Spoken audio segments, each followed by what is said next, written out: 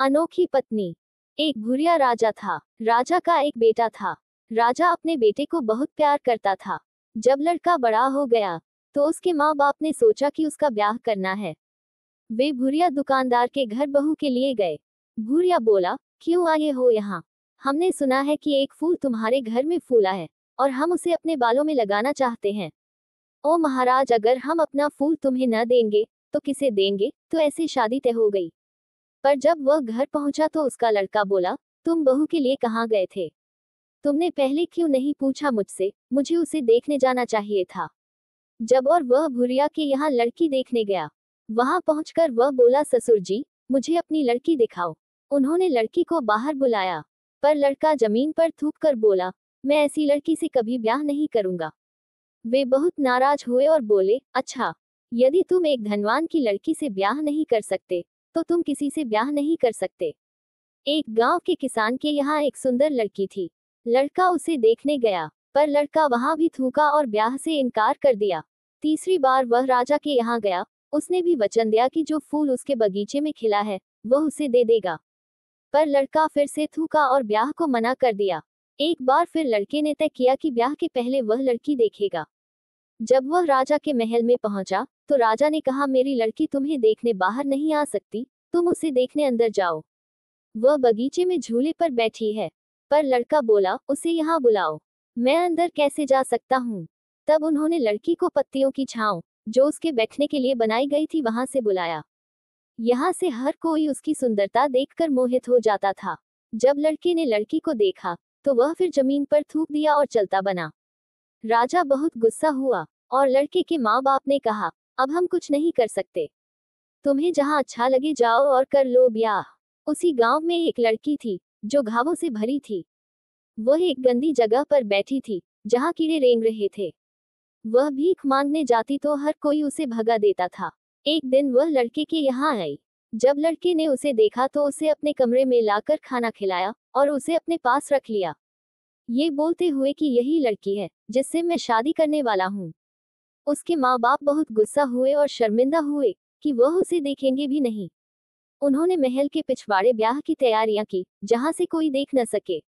ब्याह के बाद राजा ने लड़के को एक अलग मकान दे दिया, पर लड़की के शरीर की बुरी महक के कारण नौकर और सफाई वाले भी मकान में नहीं आते थे। रात को वह अपनी गंदी खाल को अलग कर लेती थी और पति के सोते ही नदी नहाने चली जाती थी। एक दिन लड़का एक बूढ़ी औरत के यहाँ गया और खूब रोया, मेरी इच्छा के मुताबिक मेरा ब्याह हुआ है।